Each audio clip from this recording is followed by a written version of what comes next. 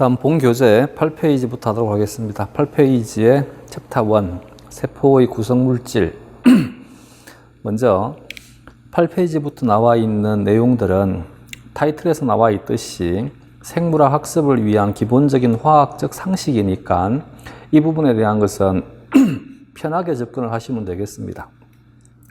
제가 교재를 만들 때 어쨌든 공무원을 준비하는 분들은 대부분이 다 생물학을 배우지 않았거나 생물학과를 전공하지 않은 분들이 많을 것 같다는 생각이 들었습니다. 그래서 생물학적 내용들을 찾아볼 수 있는 교재가 제한되기 때문에 되도록이면 참고할 수 있도록 좀 글들을 많이 적었습니다. 그래서 이 교재에 나와 있는 것들이 전부 시험 범위는 아닐 수 있습니다. 이건 미리 알려드리겠습니다. 대신 인터넷에 나와 있는 글들을 보게 되면 공무원에서 생물을 준비할 때가 굉장히 힘들다라고 하는 평들이 많습니다. 그 말은 생물에 대한 것을 뭔가를 더 찾아보고 싶은데 찾아볼 수 있는 교재들이 제한되니까 이해가 되지 않을 수밖에 없는 것이고, 그래서 되도록이면 제가 교재를 좀 자세하게 편집을 했습니다.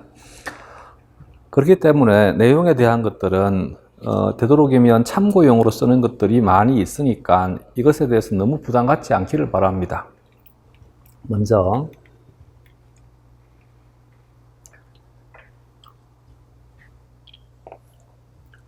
전기 음성도에 대한 것은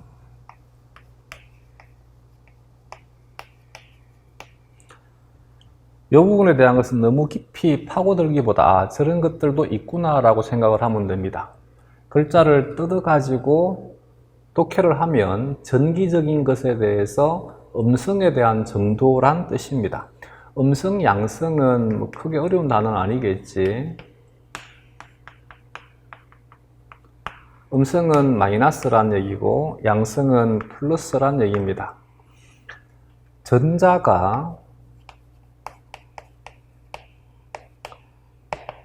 우리는 마이너스라고 표기하는 것이지, 양성자가 플러스가 되게 되지.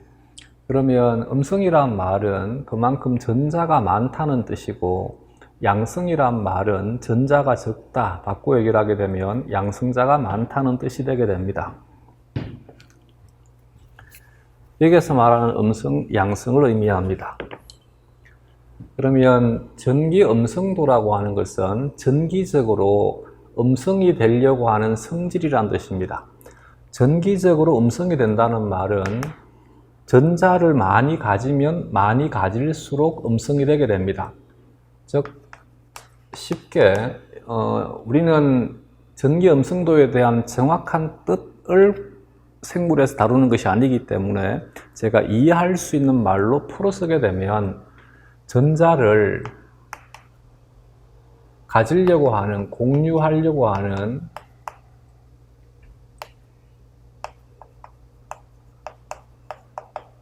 힘 정도로 이해를 하시면 됩니다. 즉, 전자를 가지려고 하는 힘이 전기 음성도이다는 뜻입니다. 여기는 숫자에 대한 것은 외울 필요 없습니다. 그냥 참고만 하면 되고, 생물에서 많이 차지하는 대표적인 원소가 산소나 질소나 혹은 황이나 혹은 탄소나 혹은 수소가 되게 됩니다. 하나를 더 추가한다면 인과 같은 것들. 순서대로 산소에 대한 것이 전기 음성도가 가장 크고, 다음은 질소이고, 다음은 탄소가 되고, 다음은 수소가 되게 됩니다.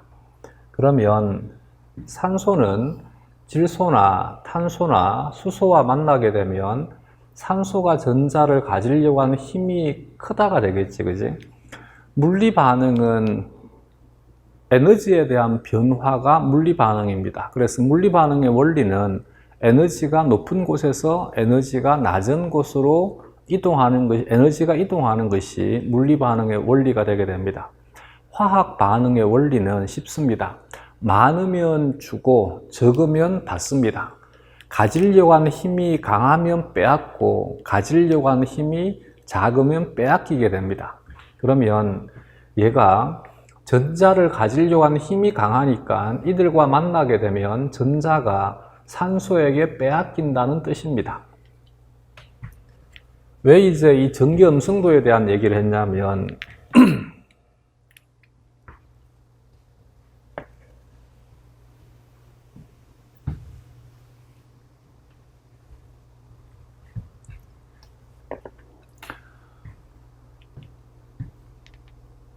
예를 들어서 CO2라고 하는 분자가 있으면 이 CO2는 분자 구조가 하나의 C에 두 개의 O가 공유결합을 형성을 할 때 이런 형태로 공유결합을 형성하게 됩니다. 얘는 공유결합을 말합니다. 전자쌍을 서로 공유한다라고 해서 공유결합이라 하는 것이지, 이때 공유결합이 CH4라고 하는 메탄의 경우에는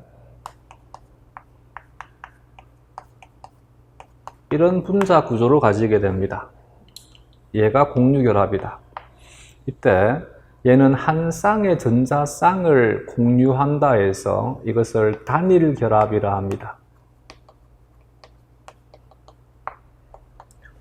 얘는 두 쌍의 전자쌍을 공유한다 해서 이중결합이라 합니다. 만약에 세 쌍 N2와 같이 세 쌍을 공유하게 되면 삼중결합이라 합니다.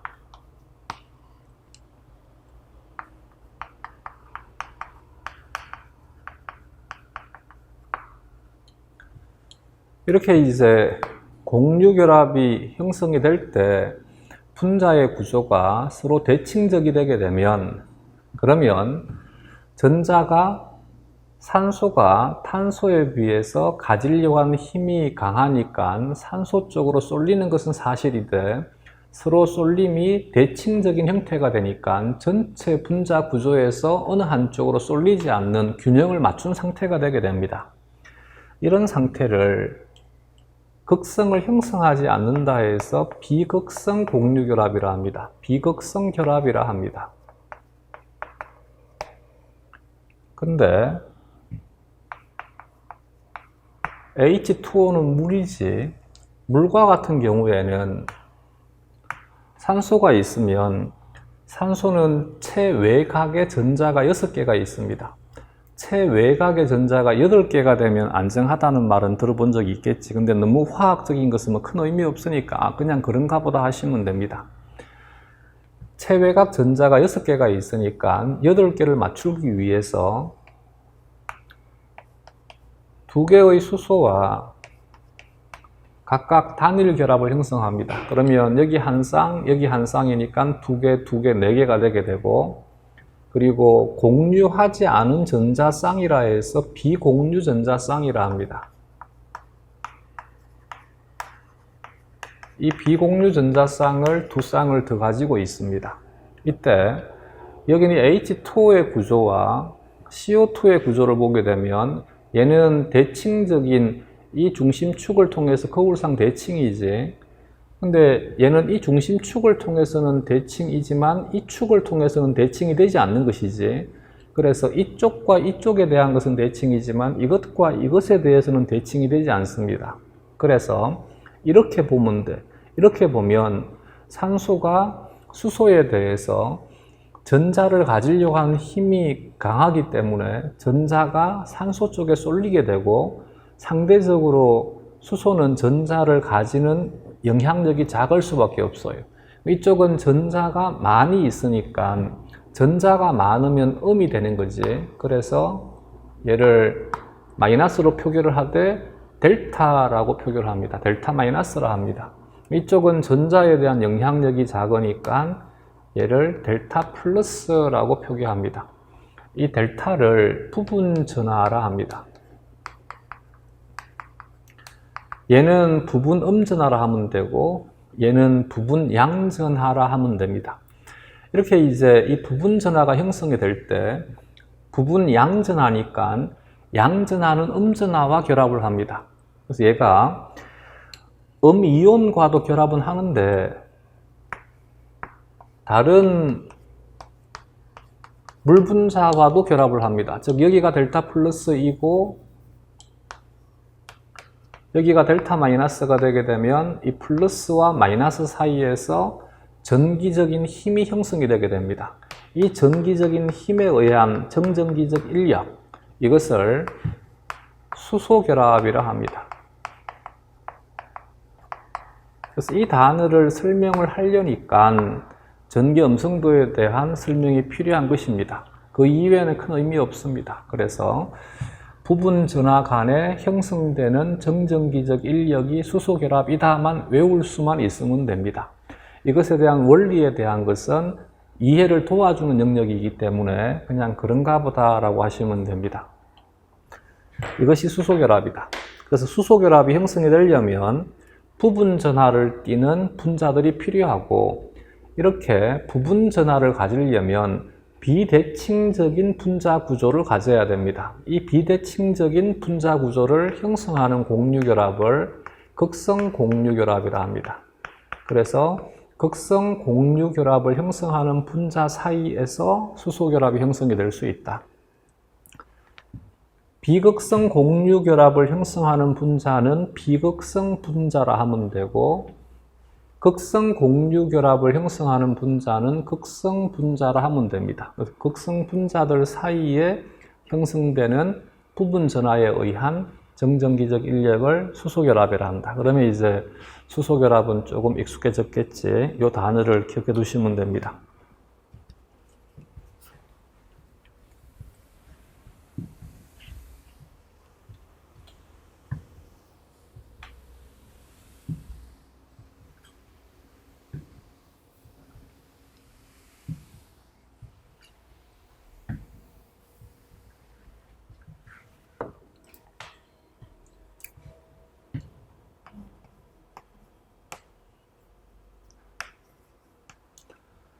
가장 대표적인 소금이 NaCl인 거지. 그래서 우리가 흔히 얘기를 하는 일반적인 소금 그러면 NaCl입니다.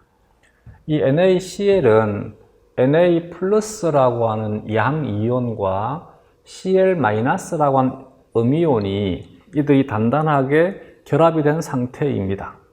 이들이 형성한 결합을 이온 결합이라 합니다. NaCl이 물에 용해가 되게 되면, 용해는 녹는다는 뜻입니다.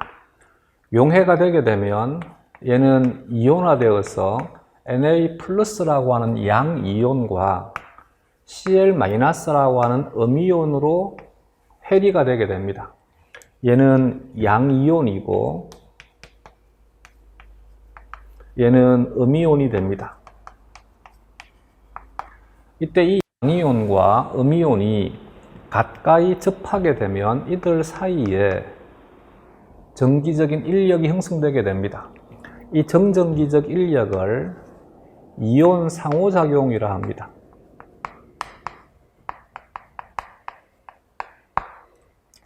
근데 생물학에서는 이온 상호작용을 흔히 이온 결합이라고 번역을 하기도 합니다.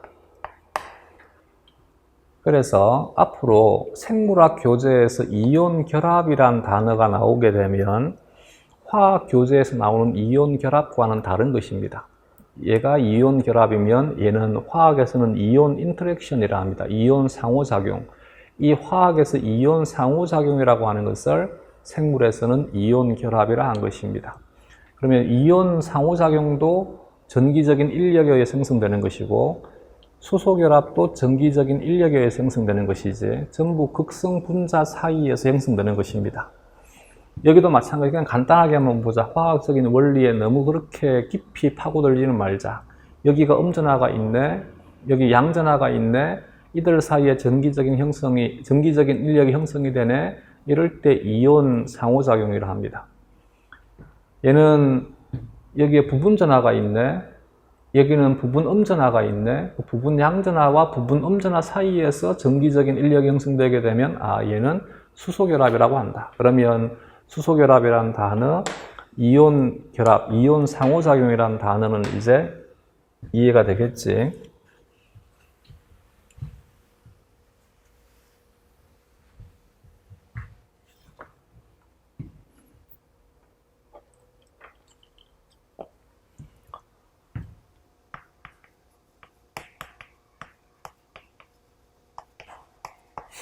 화학 반응은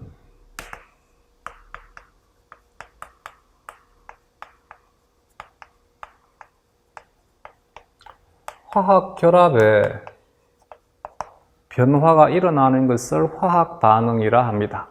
이건 화학 영역이기 때문에 생물학에서 이것을 깊이 다루지는 않습니다. 그래서 편하게 들어주시면 되는 영역입니다. 여기서 말하는 화학 결합이란 공유 결합, 이온 결합, 금속 결합, 대위 결합을 화학 결합이라 합니다. 오리엔테이션 할 때 대사란 생체 내에서 일어나는 화학 반응이라 했습니다. 즉 효소가 촉매하는 화학 반응을 대사라 합니다. 이때 효소가 촉매하는 화학 반응이란 이 네 가지 화학 결합의 변화를 전부를 말하는 것이 아니라 공유 결합의 변화에 대한 것만 얘기하는 것입니다. 그래서 생체 내에서 일어나는 화학 반응은 여러 가지가 있는데 그 여러 가지들 중에서 효소가 있어야지만 가능한 것이 공유 결합의 변화는 효소가 필요합니다.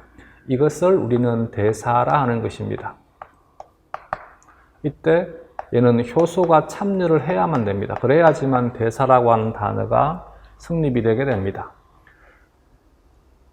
그래서 공유 결합이 아닌 결합이라 해서 단어를 공유 결합이 아닌 결합이라 해서 비공유 결합이라고 정의를 한 것입니다. 물론 일본말입니다. 그래서 전부 일본말이니까 일본식 사고가 필요합니다.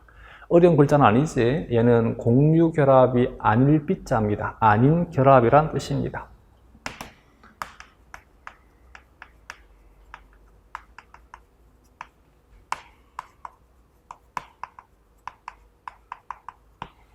이 공유 결합이 아닌 결합인 비공유 결합에 가장 주된 것이 조금 전에 설명을 했던 수소 결합, 이온 결합, 이온 상호작용,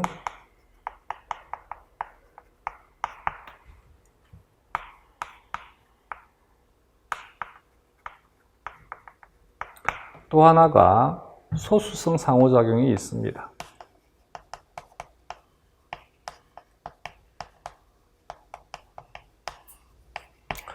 여기에서 이온 결합과 여기에서 이온 결합은 다른 뜻입니다. 얘는 진정한 화학 결합이고 얘는 진정한 화학 결합이 아닌 인터랙션입니다.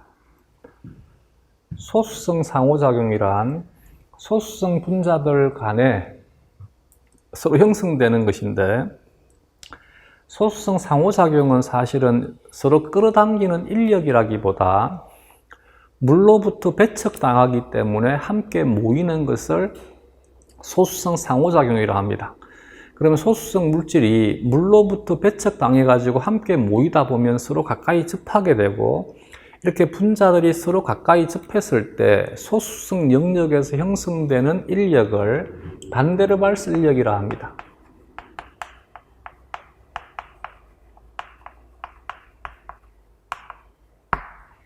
흔히 생물 분자들 간에 결합에 관여하는 중요한 요소인 비공유 결합을 얘기를 할 때 예전에는 경향이 수소 결합, 이온 결합, 소수성 상호작용, 반데르발스 인력 이렇게 네 가지 단어로 표현을 했었는데 요즘은 일반적인 경향이 이것과 이것은 크게 구분하기가 힘드니까 이퀄화합니다. 동등화합니다. 그래서 수소 결합, 이온 결합, 소수성 상호작용이라 하거나 수소 결합, 이온 결합, 반데르발스 인력이라 하기도 합니다. 근데 문제는 공무원 시험이 현재의 생물학에 대해서 대략 한 20년 정도는 더 뒤쳐져 있는 것 같아요. 그래서 어쩔 수 없이 옛날에 했던 생물학적인 것들을 우리는 배울 수밖에 없는 것 같습니다. 근데 요즘 문제에 대한 경향을 보면 트렌드는 조금씩 바뀌고 있는 것 같아요. 현재의 생물학적 이론들을 많이 반영을 해서 지문들을 만들고 있으니까. 그래서 현재의 이 시점은 과도기적인 시점이라 공무원 시험과 같은 것을 준비할 때는 상당히 좀 많이 단점이 될 것 같아요. 왜냐하면 과거에 표현되는 형태와 현재에 표현되고 있는 형태를 두 가지를 동시에 다 우리는 습득할 수밖에 없으니까 어쩔 수 없이 기억을 해둘 수밖에 없습니다. 그래서 네 단어로 표현하게 되면 수소결합, 이온결합, 소수성 상호작용, 반대로 발수 인력. 근데 이것과 이것은 현재의 트렌드는 같은 단어로 취급하기도 한다.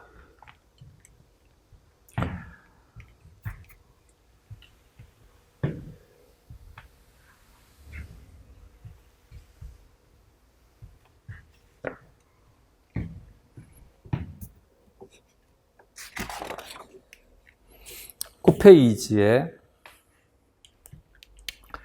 물에 대한 일반적인 특성에 대한 것은 간단하게 정리가 되어 있으니까 이 부분은 예전 문제들에서 간혹 출제가 된 것입니다. 물론 요즘 경향에는 맞지 않지만 그런 어쨌든 공무원 시험에는 자주 출제가 된 부분이기 때문에 여기에 정리가 되어 있는 것만큼은 최대한 외워두시기 바랍니다.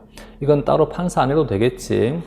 기억에 물 분자 간의 수소 결합이 끊어지는 최소 온도는 0도씨이며 4도씨의 물이 밀도가 가장 높다라고 했습니다. 그래서 물 분자들 간의 수소 결합이 끊어지게 되면 이것이 이제 액상의 형태가 되게 됩니다. 그리고 4도씨의 물이 비중이 가장 크다 혹은 밀도가 가장 높다가 되게 됩니다. 0도씨를 흔히 우리가 어는 점이라 하거나 혹은 녹는 점이라 합니다.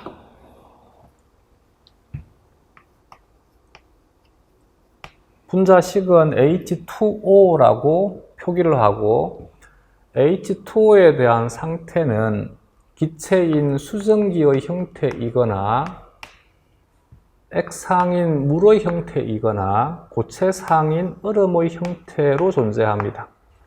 얘는 수증기는 기체라 하고 물은 액체라 하고 얼음은 고체라 하는 것이지,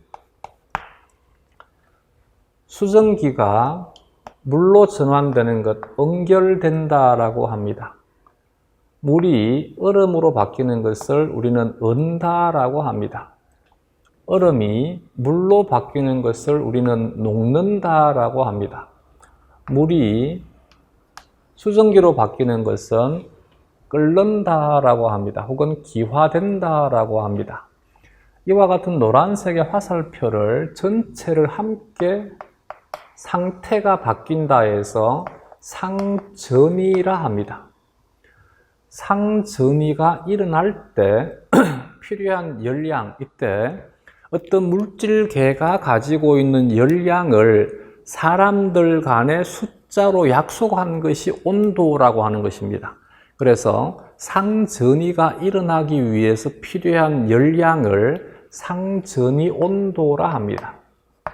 이 상전이 온도가 얼음이 물로 상전이가 일어날 때 이것을 녹는 점이라 하는 것이고, 물이 수증기로 끓을 때 필요한 온도를 끓는 점이라 합니다. 녹는 점을 일본말로 융점이라 합니다. 영어로는 멜팅이라 합니다. 물이 얼음으로 바뀌는 것을 어는 점이라 합니다. 상전이가 일어나는 것은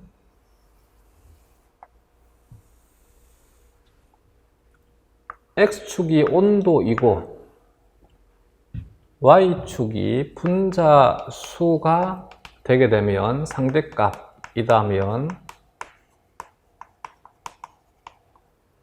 상태에 대한 변화는 어느 한 온도에서 갑자기 이렇게 수직 상승할 수는 없습니다. 짠하고 물이 동시에 다 기화가 되면 폭발해 버리겠지, 그지? 이게 폭발의 원리입니다. 즉, 상태 변화가 너무나 순식간에 일어나게 되면 이와 같은 현상을 우리는 폭발한다라고 표현하는 것입니다. 보통의 경우에는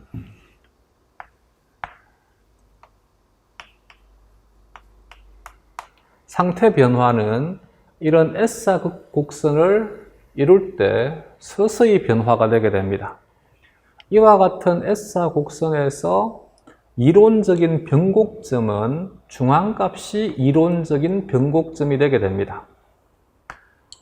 이것을 우리가 상전이 온도라고 약속한 것입니다. 이것은 약속에 대한 것이지 외요에 대한 것이 아닙니다. 그래서 전체 입자의 50%가 상태 변화가 일어나는 온도를 상전이 온도라 합니다. 그러면 여기 이 상태에서 이렇게 바뀌는 것은 기화가 되는 것이고, 이 상태에서 이렇게 바뀌는 것은 얘는 액화가 되는 것입니다. 여기서 이렇게 되는 것은 녹는 과정이고, 여기서 이렇게 되는 것은 어는 과정이 되게 됩니다. 그러므로 녹는 점과 어는 점은 항상 같을 수밖에 없습니다.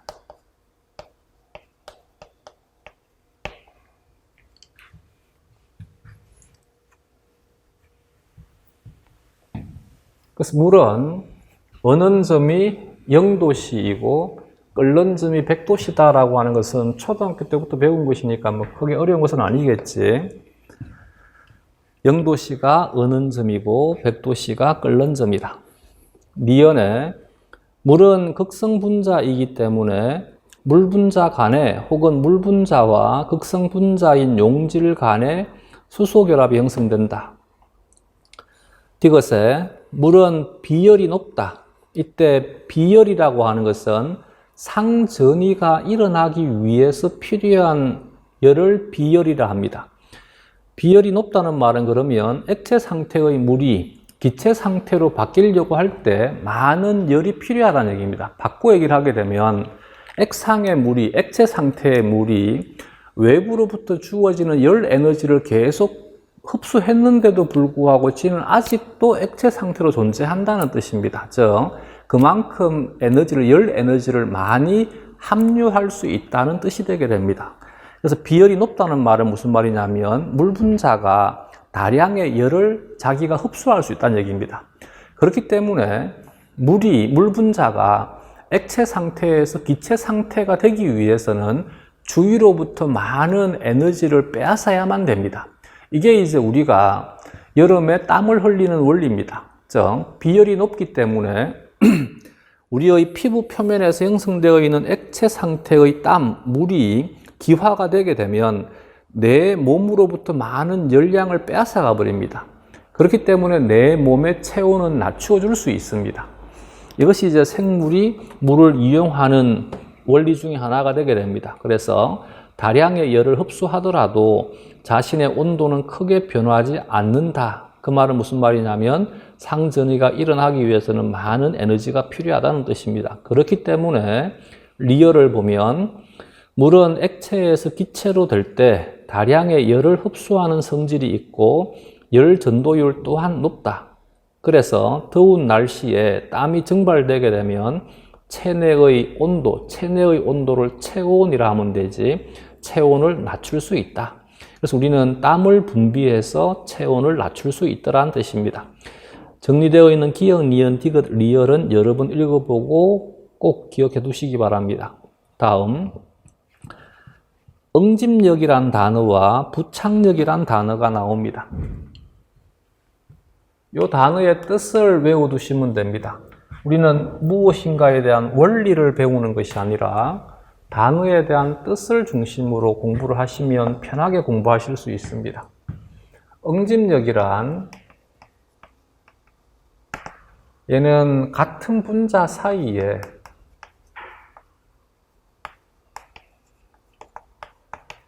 가는 사이 간자라는 얘기입니다. 같은 분자 사이에 비공유 결합에 의한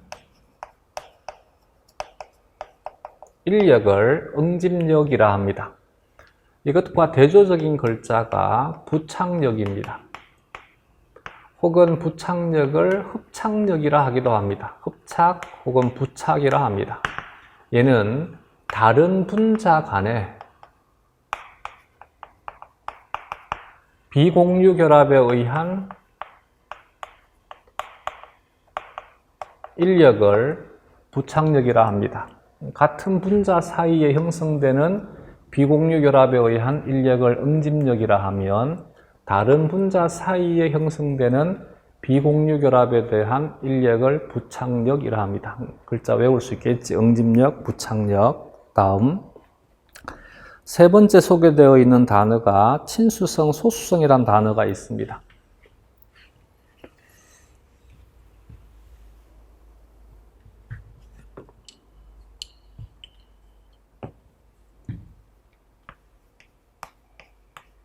먼저 용액이라 하게 되면 용액의 구성 요소는 용매와 여기에 녹아있는 물질 용질로 구성이 되게 됩니다. 용매와 용질. 예를 들어서 소금물이다. 그러면 물 H2O인 것이지, 이 H2O가 용매에 해당이 되게 되고, 소금 NaCl인 거지, 이 NaCl이 용질에 해당이 되게 됩니다. 용매는 물만 존재하는 것이 아니라 물 이외의 유기물이 용매로 작용할 수도 있습니다. 이들을 유기용매라 합니다. 물이라고 하는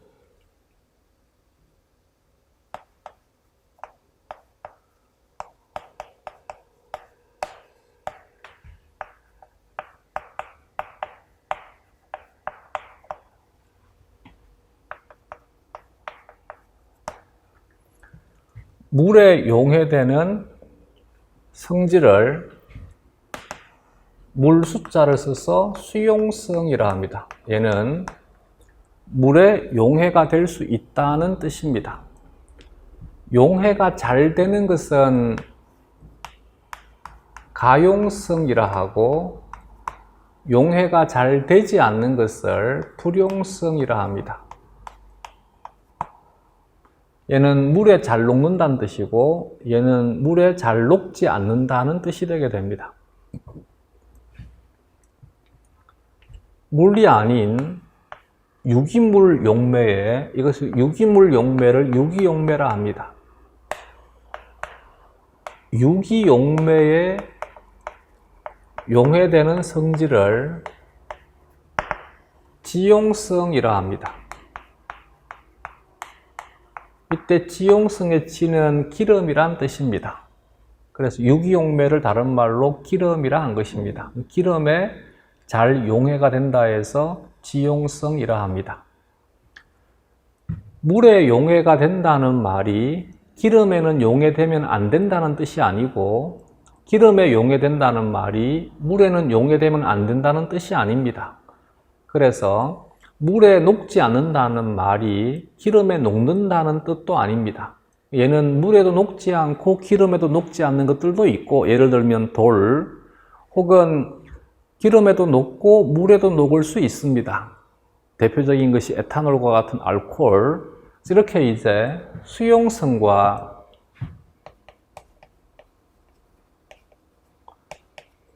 지용성에 대한 성질을 모두 가질 때 이것을 양친매성이라 합니다. 독해를 하면 양쪽, 두 개라는 뜻입니다. 양쪽의 용매에 모두 친하다는 뜻입니다. 양친매성은 양쪽의 두 용매에 모두 용해가 되는 것을 양친매성이라 합니다. 그러면 수용성, 지용성, 양친매성이란 글자는 이제 이해가 되겠지. 수용성을 흔히 다른 말로 친수성이라 합니다. 얘는 독해를 하면 물 숫자입니다. 물과 친하다는 뜻입니다. 물과 친하니까 물에 녹을 수 있다는 뜻이 되게 됩니다. 소수성은 물로부터 배척당한다는 뜻입니다. 물과 친하지 않은 것을 소수성이라 합니다. 수용성은 친수성과 동의어이고, 지용성은 소수성과 동의어가 되게 됩니다. 그래서 단어를 쓸 때는 수용성, 지용성, 친수성, 소수성이라는 단어를 써야 되는데, 선호도는 여기에서는 이 단어를 선호하고 여기에서는 이 단어를 주로 선호합니다. 그래서 용매에 대한 용해도 정도에 따라서 표현을 할 때 생물학에서는 친수성 물질, 지용성 물질이라 합니다. 지용성 물질은 소수성 물질이란 뜻입니다. 친수성은 극성 부위를 많이 가지면 많이 가질수록 친수성에 대한 성질이 강해지게 됩니다. 소수성은 비극성에 대한 부위가 많아지면 많아질수록 소수성에 대한 성질이 강해지게 됩니다. 극성과 비극성에 대한 것은 부분 전하에 대한 것이고 분자의 구조에 대한 개념이라 그랬지, 그지? 대칭적인 구조는 비극성이 되게 되고 비대칭적인 구조는 극성이 된다 그랬어요. 그래서 극성 부위가 많아지면 친수성이 되고 비극성 부위가 많아지게 되면 소수성이 되게 됩니다. 두 가지에 대한 성질을 모두 가지게 되면 얘는 양친매성이라 합니다. 다음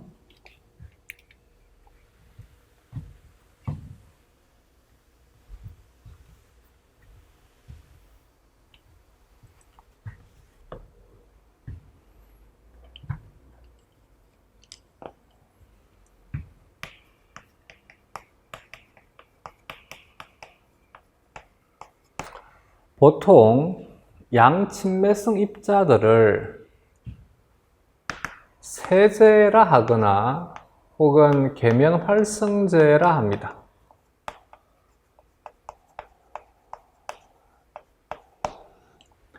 이와 같은 세제, 계면활성제는 두 가지의 성질을 모두 가지고 있다. 여기는 소수성에 대한 성질을 가지고 있고 여기는 친수성에 대한 성질을 가지고 있다. 그래서 물과 접하는 쪽은 물과 친한 놈이 배열되게 되고 여기는 소수성은 물로부터 배척당하기 때문에 물과 분리될 수 있는 쪽에 배열되게 됩니다. 그래서 물에다가 이와 같은 세제, 비누를 떠올리면 되지 세제를 집어넣게 되면 세제가 물 표면에 막을 형성할 수 있습니다. 물 표면에 막을 형성할 수 있습니다. 두 번째는 이와 같은 양친매성 입자가 계면활성제가 소수성 영역이 안쪽에 들어가고 친수성 영역이 바깥쪽에 배열되게 되면 작은 입자 덩어리로 물속에서 떠다닐 수가 있습니다. 이런 형태를 미셀이라 합니다. 이 미셀은 나중에 동물 생리학 할 때 소화할 때 다시 이 단어가 나올 것입니다.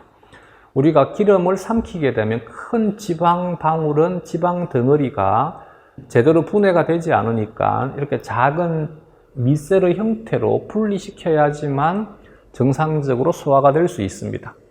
이렇게 큰 지방 덩어리가 작은 지방 방울로 쪼개지는 것, 미셀화 되는 것을 일본말로 유화라 합니다. 이멀션이라 하는 것은 영어이고 양놈들 말이고 이것을 쪽발이들은 유화라 한 것입니다. 유화가 되어서 형성되는 입자를 미셀이라 합니다. 얘는 세제가, 계면활성제가 이렇게 두 층으로 구성이 되어 있습니다. 여기에 한 층, 여기에 한 층.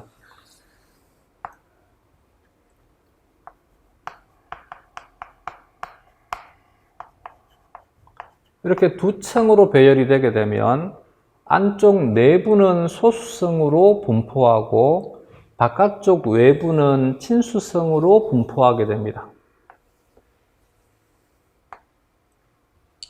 따라서 이쪽은 바깥쪽에 물과 접할 수가 있고 이쪽은 안쪽에 물과 접할 수가 있습니다. 이쪽이 소수성이기 때문에 친수성은 소수성과 섞일 수가 없습니다. 그래서 친수성 분자는 여기를 통과하지 못합니다.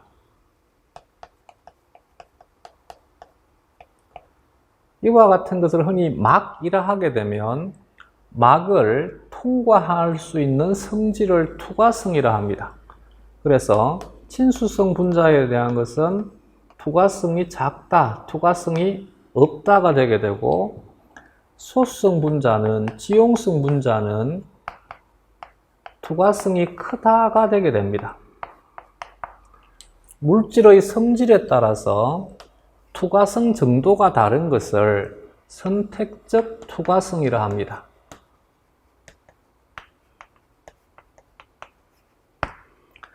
이 선택적 투과성을 형성할 수 있는 것이 두 층으로 배열되어 있는 계면활성제 층입니다. 이걸 우리가 흔히 막이라 하는 것입니다.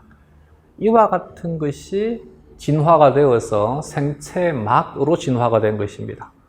선택적 투과성을 가지고 있기 때문에 여기에는 이 용액과 이 용액은 시간이 지나게 되면 성분이 달라지게 됩니다. 이게 생물이 시작되는 시작점이 되게 됩니다. 그래서 바깥쪽의 용액과 안쪽의 용액의 성질이 달라지는 것은 바로 이 막이 선택적 투과성을 가지기 때문이다. 이렇게 두 층으로 배열되게 되면 두 공간을 격리시킬 수 있는 막을 형성할 수 있다. 이 막이 지구상에 등장함으로써 생물이 출현할 수 있는 계기를 만들어준 것입니다. 다음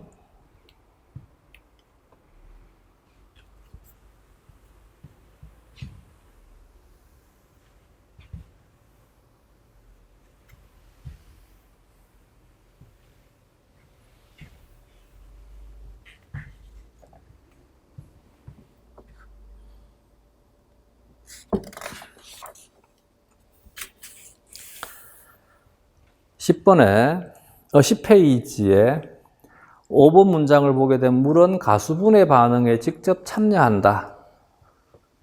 이것도 일본 말이기 때문에 쉽게 와닿지 않습니다. 가는 가한다는 뜻입니다. 첨가한다. 수는 물 숫자입니다. 물을 첨가해서 분해하는 반응이라 해서 반응명을 가수분해라고 이름을 지었습니다. 그래서 여기에 있는 이 구조에 대한 걸 이해 못해도 상관없습니다. 여기에 있는 이 결합을 물이 들어가 가지고 이쪽으로 H, 이쪽으로 OH를 줘가지고 끊어버린 것입니다. 끊어진다, 분해. 물이 첨가가 되어서 끊어진다라고 해서 얘를 가수분해라 하는 것입니다. 요 개념에 대한 논리를 이제 배웠으니까 그러면 이런 단어가 나오게 되면 이제 독해할 수 있겠지. 반응이 어떻게 일어나는지는 모르겠는데 요 단어만 독해를 한다라면 얘는 물 대신에 인산이 첨가가 되어서 분해가 된다는 반응입니다.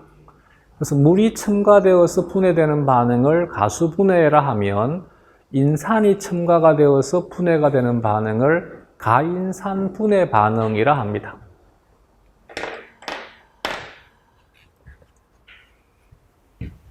여기에서는 단어 하나만 기억해 두면 된다. 가수분해 반응. 물이 첨가되어서 큰 분자가 작은 분자로 쪼개지는 반응을 가수분해라 하더라. 다음 10페이지 아래쪽에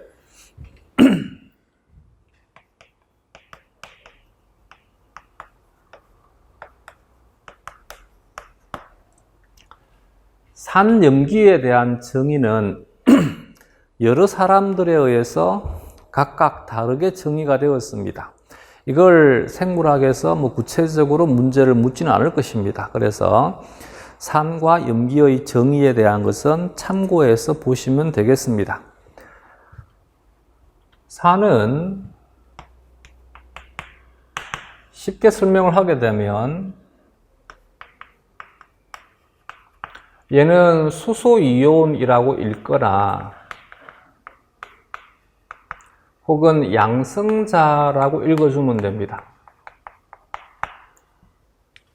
수소이온을, 양성자를 잃어버리는 물질을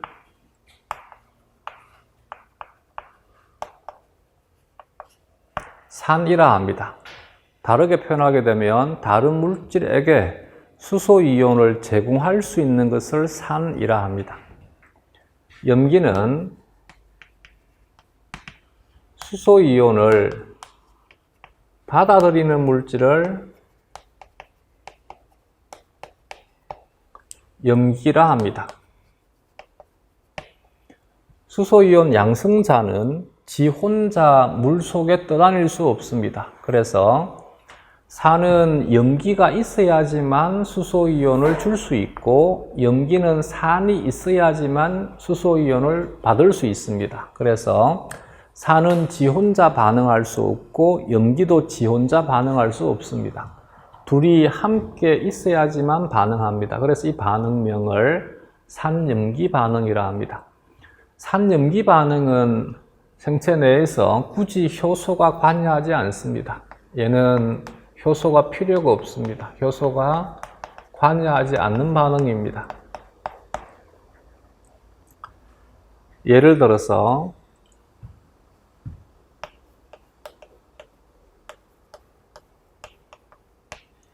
요 분자식을 가지고 있는 물질을 아세트산이라 합니다.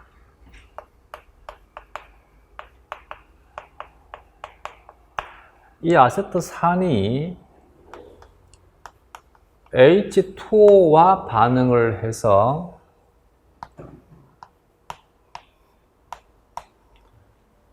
얘는 수소이온을 잃어버리니까 플러스 하나를 잃어버렸으니까 자신은 마이너스를 하나를 가지게 됩니다. 물은 수소이온을 받았으니까 H3O 플러스가 되게 됩니다. 이와 같은 반응을 산염기 반응이라 하고, 얘는 수소이온을 잃어버리는 것이니까 산이 되게 되면 얘는 수소이온을 받는 물질이니까 염기가 되게 됩니다.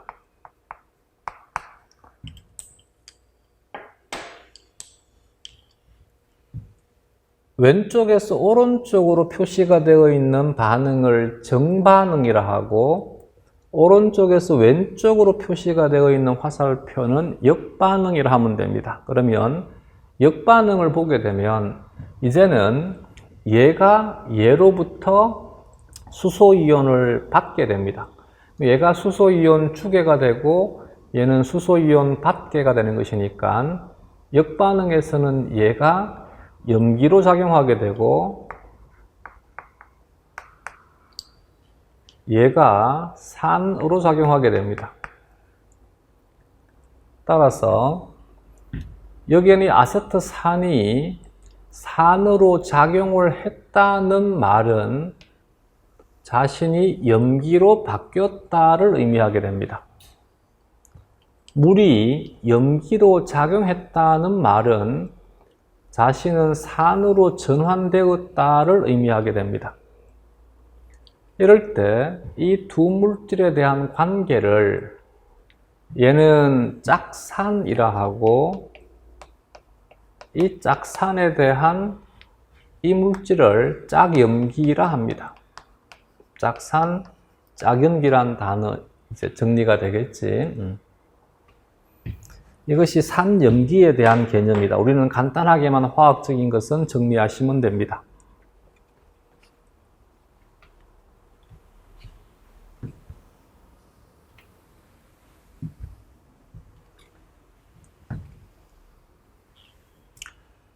조금 전에 생체 내에서 산염기 반응은 효소가 관여하지 않는다라고 했어요.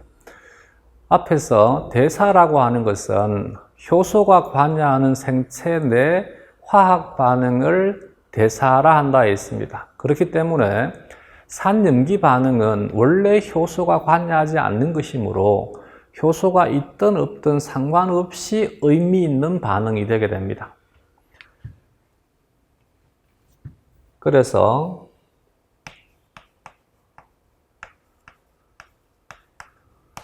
얘는 산으로서 아세트산이 되게 되면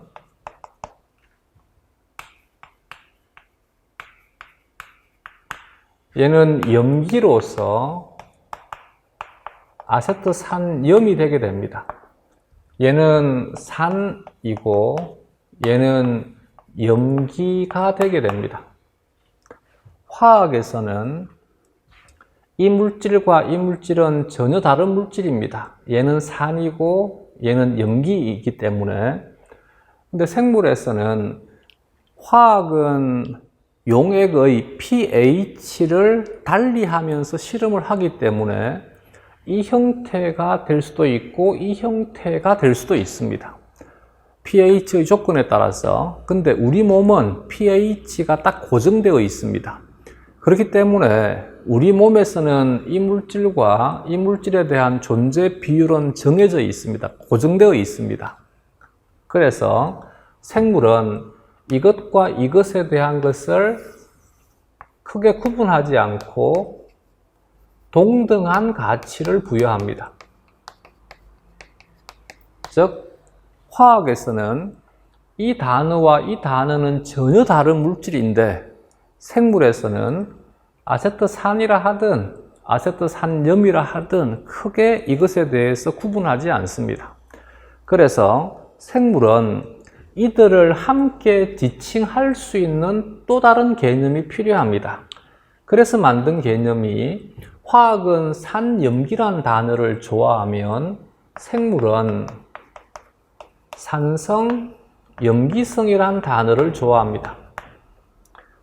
생물의 기본 pH는 대략 7.2 정도가 됩니다. 그래서 이 약속에 대한 거야. 산성은 pH 7에서 산으로 작용하는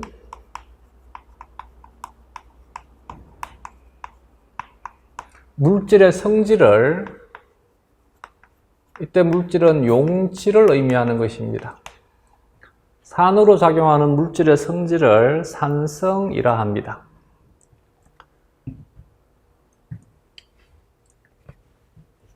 이렇게 적자. 산성 물질. 이때 얘는 지금 용질에 대한 것입니다. 염기성 물질. 얘는 pH 7에서 염기로 작용하는 물질입니다.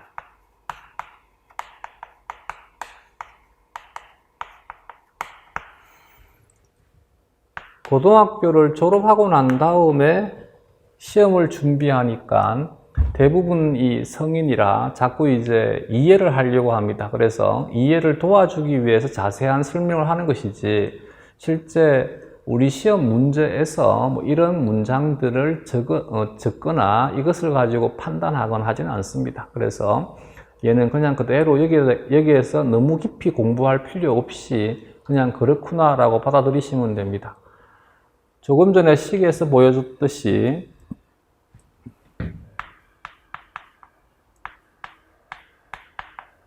여기에는 이 물질이 염기와 반응을 해서 자신이 염기의 형태로 바뀌게 되면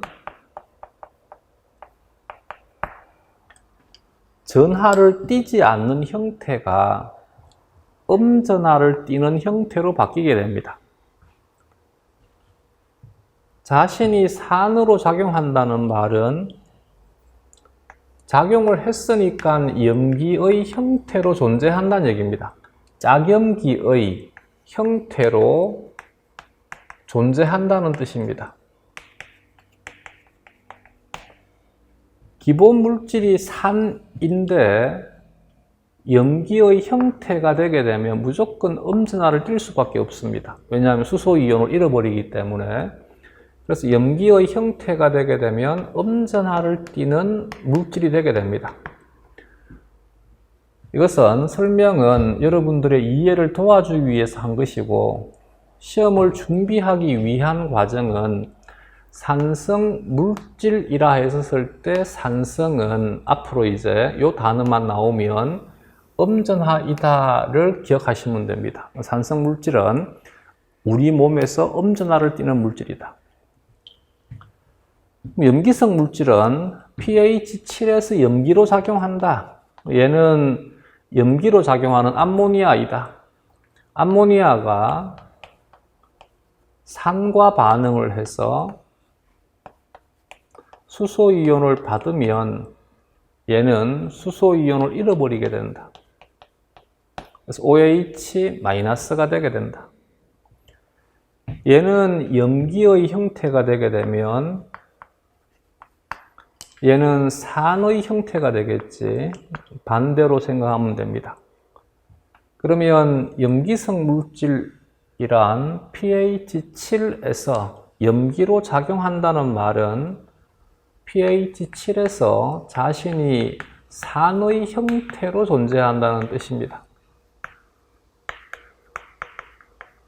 이 문장에 대해서 집착하지 말고 기본형이 염기인 것이 산의 형태가 되게 되면 얘는 무조건 양전하를 띠게 됩니다.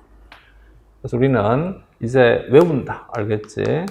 얘는 원리에 대한 것이 중요한 것이 아니라 앞으로 생물학 교재에서 산성 물질이 나오게 되면 얘는 음전하를 띠는 물질인가 보다. 우리 몸에서 염기성 물질이란 단어가 나오게 되면 얘는 우리 몸에서 양전하를 띠는 물질인가 보다 라고 외우시면 됩니다. 기억할 수 있겠지? 산성 물질, 염기성 물질.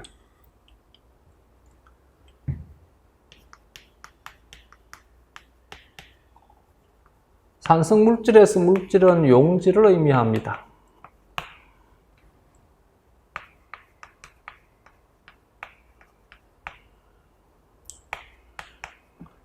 물론 용액은 용매와 용질의 합을 용액이라 하되 용액의 주체는 용매가 됩니다. 산성 물질에서 산성이란 단어는 pH 7에서 산으로 작용한다는 뜻이면 똑같은 글자인데 용액 앞에 산성이 들어가게 되면 이 산성은 산으로 작용한다는 뜻이 아니라 용액의 pH가 7보다 작다는 것을 의미합니다. 똑같은 글자인데 어떤 단어를 구성하느냐에 따라서 뜻이 달라지게 되지. 산성 물질, 산성 용질을 구성하는 산성이란 뜻은 pH 7에서 산으로 작용한다는 뜻이 되게 되면 산성 용액에서 산성이란 pH가 7보다 작다는 뜻을 가지게 됩니다. 근데 얘가 산성 B가 되게 되면 그러면 이 산성은 또 이 산성과는 다른 뜻이 되게 됩니다. 산성 B에서 산성이란 pH 7이 아니라 pH 6보다 pH가 낮은 작은 빗물을 산성비라 합니다. 그래서 전부 산성이란 글자로 구성이 되어 있지만 전체 단어가 어떻게 될 것이냐에 따라서 각각의 산성이란 글자는 다 제각각이 되게 됩니다. 산성 물질에서 산성은 pH 7에서 산으로 작용한다는 뜻이고 산성 용액에서 산성은 pH가 7보다 작다는 뜻이고 산성 B에서 산성은 pH 5.6보다 작다는 뜻이 됩니다.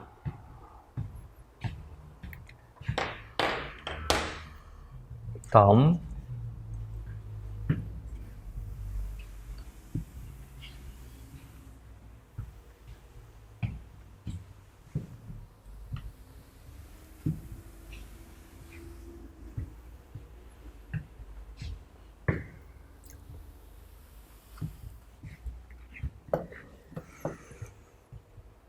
우리는 생물이기 때문에 너무 화학적으로는 깊이 공부하지 않더라도 무방합니다. 그래서 화학적인 것은 이해를 도와주는 정도로만 활용하면 되고 화학에 대한 것이 공부가 되지 않아 가지고 이해가 안 되면 굳이 화학적으로 깊이 파고들 이유 없습니다. 그래서 내가 설명하는 것을 들어보고 이해가 되면 그런가 보다 하면 되고 이해가 되지 않으면 그것도 마찬가지 저런 것도 있는가 보다 라고 하고 들으시면 되겠습니다.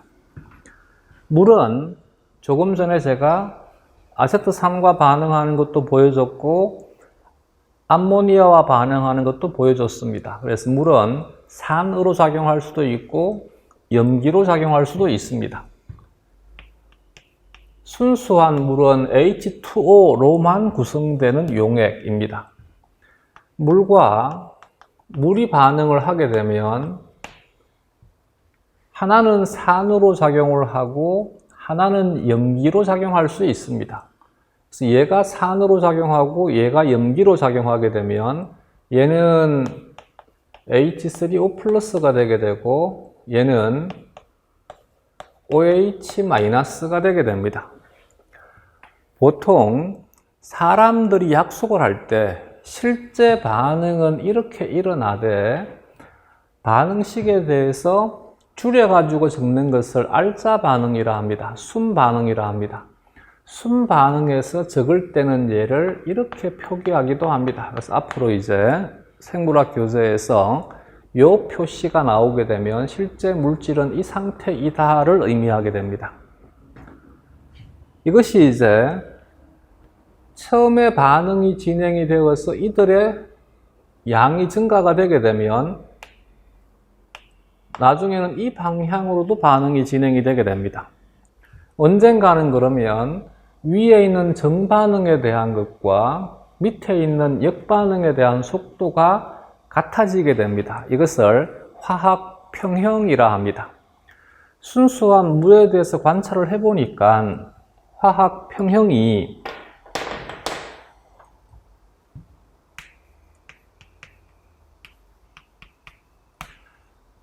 H 플러스, 즉 H3O 플러스의 농도, 이 대괄호는 농도란 뜻입니다. 이것의 농도와 OH 마이너스의 농도를 곱해주니까 이 값이 10의 마이너스 14승이 되더라 입니다. 여기에는 이 값이 너무 작은 값이기 때문에 그래서 이 농도에 대한 것을 표현할 때는 로그를 사용을 해서 농도를 표현합니다.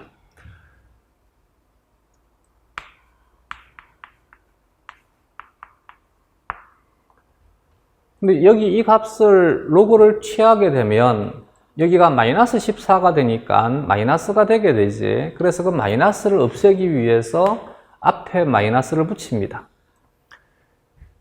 이것은 이렇게도 표현이 가능하다 했습니다. 마이너스 로그의 수소이온 농도가 되게 됩니다. 이걸 간단하게 표현할 때 마이너스 로그를 소문자 P로 표기합니다. 얘는 그대로 H로 표기합니다. 이렇게 해서 만들어진 글자가 pH란 기호가 되게 됩니다. 그러면 마이너스 로그에 얘는 수산화이온입니다. OH 마이너스 이온에 대한 농도는 POH가 되겠지. 화학에서는 pH도 다루고 POH도 다루지만 생물에서는 pH만 사용합니다. 이제 요 단어는 요 기호는 볼 줄 알겠지. P는 마이너스 로그라는 뜻이고 H는 수소이온 농도란 뜻입니다.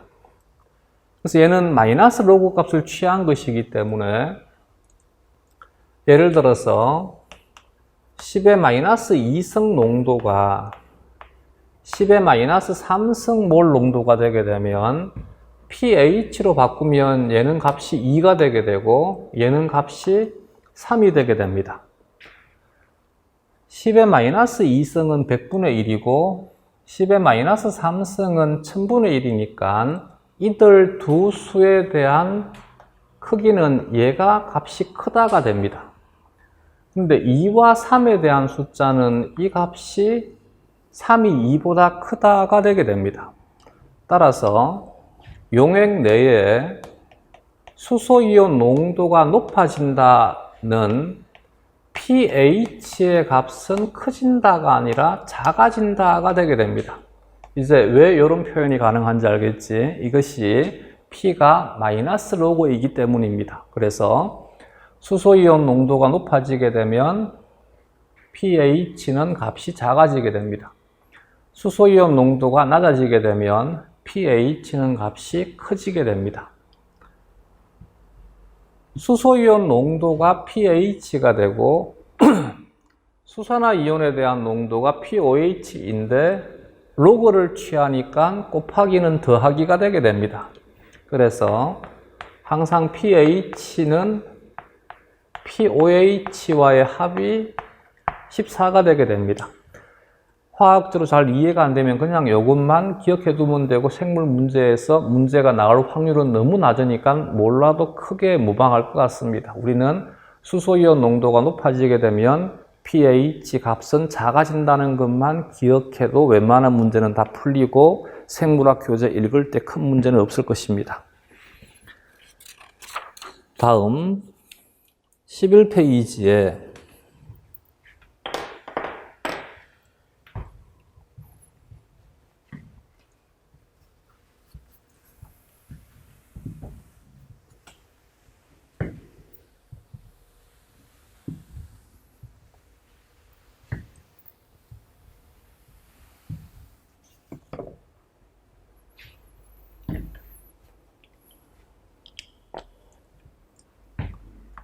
어떤 물질 A가 B와 반응을 해서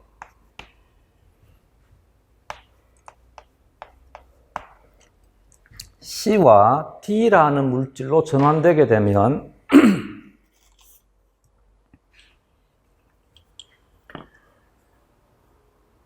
수학에서는 이퀄로 표기하는데 화학에서는 화살표로 표기합니다. 그래서 화학에서 화살표는 이퀄로 두시면 됩니다. 따라서 A 플러스 B를 구성하고 있는 전체 원자의 합은 C 플러스 D를 구성하고 있는 전체 원자의 합과 같아야만 됩니다. 그러므로 이퀄을 사이에 두고 좌변과 우변에서 수가 넘어갈 때는 부호를 바꿔주면 되지 마찬가지입니다. 여기에서 여기로 넘어갈 때는 부호를 반대로 바꿔주면 됩니다. 이 반응에 대해서 반응의 성질을 흔히 소문자 K로 표기합니다. 이 소문자 K에 대해서 소문자 K는 약속이 되어 있으나 밑에 있는 첨자 1에 대한 것은 약속된 것이 아닙니다. 그냥 소문자 K만 약속이 되어 있습니다. 이것을 속도상수라 합니다. 우리는 화학을 공부하는 것이 아니기 때문에 화학적인 것이 무지하면 그냥 넘기면 됩니다. 너무 깊이 고민하지 않아도 전혀 상관없으니까 대신 깊이 알고 싶은 분들이 있으니까 내가 설명을 해줄 뿐입니다. 그렇다 해서 내가 화학을 너무 많은 시간을 할애해서 자세하게 할 수는 없습니다. 들어보고 이해가 되면 아 그런가 보다라고 하면 되고 이해가 안 되면 그냥 넘겨버리면 됩니다. 이것은 속도상수라 합니다. 화살표가 왼쪽에서 오른쪽으로 가면 정반응이 되고 오른쪽에서 왼쪽으로 가면 역반응이 되게 됩니다. 보통 정반응 속도상수를 K1이라고 표기하면 역반응은 K-1로 표기를 합니다. 화학에서 반응 속도는 델타 시간 분의 델타 생성물의 농도를 반응 속도라 하자라고 약속을 했습니다. 외요가 아니라 이것을 반응 속도라 하자라고 얘기를 했습니다. 델타라고 하는 것은 변화량을 의미합니다. 만약에 고등학교 때 수 2를 포기해가지고 들은 적이 없다. 그러면 아 그런가 보다 하자. 좌우를 연결하는 수평선을 X축이라 하고 위아래를 연결하는 수직선을 Y라 합니다. 변수들의 변화를 선으로 그린 것을 우리는 그래프라 합니다. 여기 이 시점을 이 지점을 x1이라 하고 이 지점을 x2라 하면 x1과 x2의 값의 차, x2에서 x1을 뺀 값을 변화량 델타 x라 합니다. 여기 이 값을 y1이라 하고 이 값을 y2라 하면 y1과 y2에 대한 y2에서 y1을 뺀 값의 차, 변화량을 델타 y라 합니다. 델타 x분의 델타 y는 여기에 있는 이 점과 이 점을 잇는 직선의 기울기를 dx분의 dy라 합니다.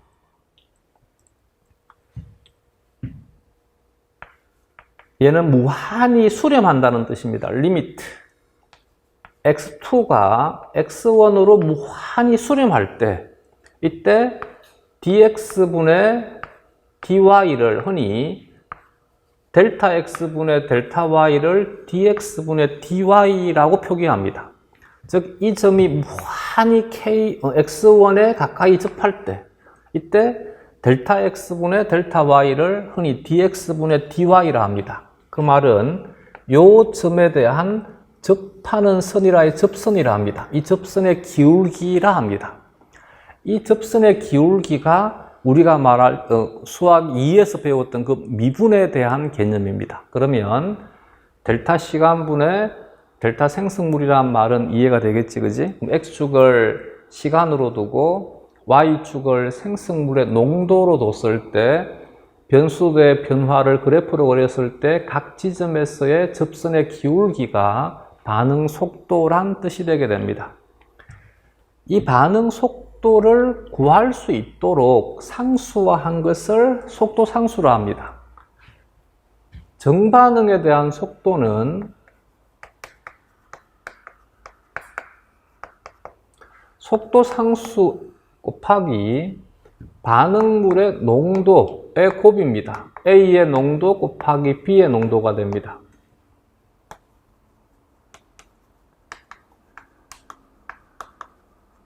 역반응 속도는 역반응 속도 상수 K-1에 이때는 역반응이니까 여기가 반응물, 여기가 생성물이 됩니다. C의 농도 곱하기 D의 농도가 되게 됩니다. 비커에 A와 B만 집어넣으면 처음에는 정반응만 일어납니다. 근데 시간이 지나게 되면 역반응도 일어나기 시작을 하고 언젠가는 정반응 속도와 역반응 속도가 같아지는 상태에 도달되게 됩니다. 정반응 속도와 역반응 속도가 같아지는 상태를 평형 상태라 합니다.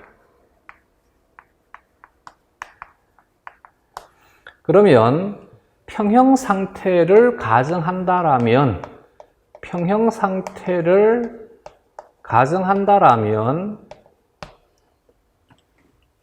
K1 곱하기 A의 농도 곱하기 B의 농도는 K-1 곱하기 C의 농도 곱하기 D의 농도가 되게 됩니다.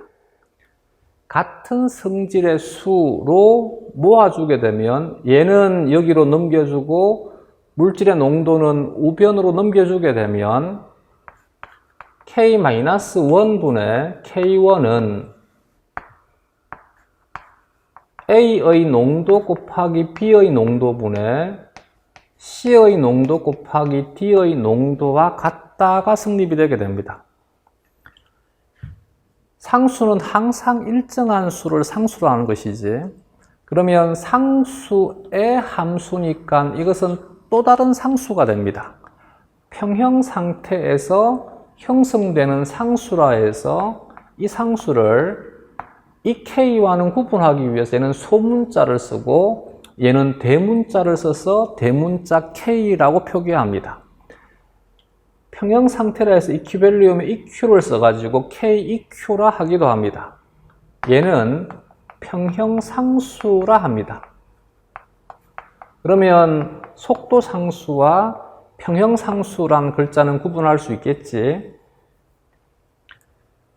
따라서 평형 상수는 역반응 속도 상수분의 정반응 속도 상수로 구하거나 혹은 반응물의 농도의 곱분의 생성물의 농도의 곱의 비가 평형 상수 KEQ가 되게 됩니다.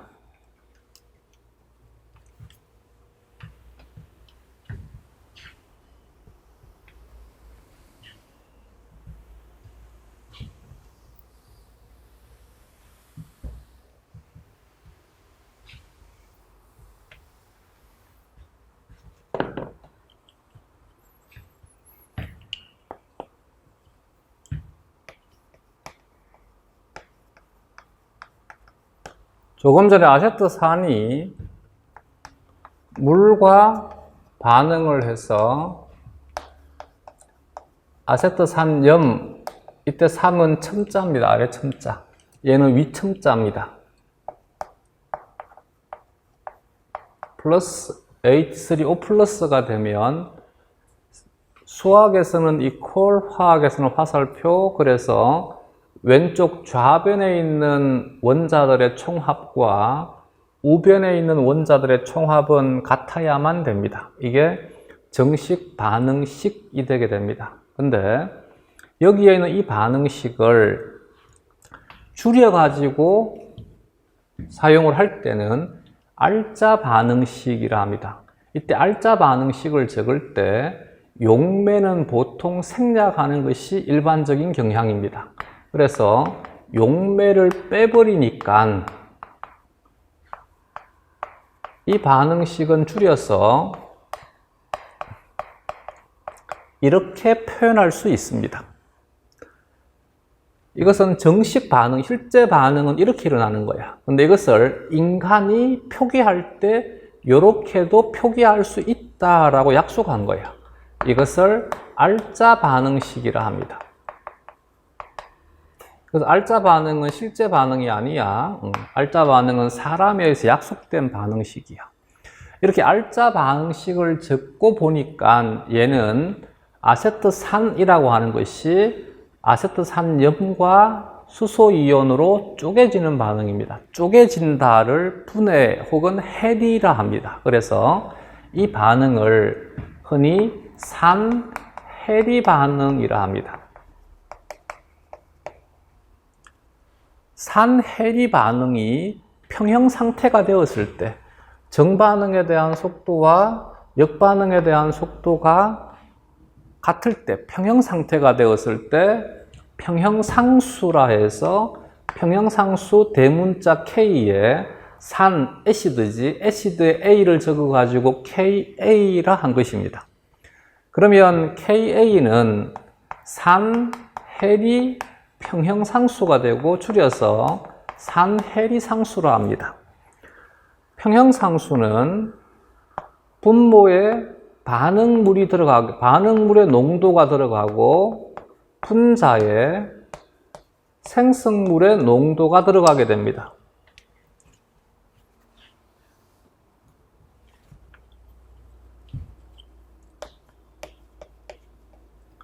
우리는 개념에 대한 감만 잡을 수 있으면 돼. 너무 깊이 파고들 필요 없습니다. 아, 이게 이거구나 라고만 기억하시면 됩니다. 얘를 산해리 상수라 하고 표기할 때 KA로 표기하더라. 앞으로 교재를 읽어 나가다 보면 KA란 기호도 보고 PKA란 기호도 볼 것입니다. 조금 전에 P는 아까 했지. P는 마이너스 로그란 뜻이지, 그지? 그러면 여기에 있는 이 물질들의 비를 마이너스 로그 값을 취한 것이 pKa란 뜻이 되게 됩니다. 그러면 11페이지에 위에 있는 내용과 밑에 있는 내용에 대해서 뭐 크게 어렵지는 않겠지. 11페이지 완충 용액부터는 좀 끊었다 갑시다.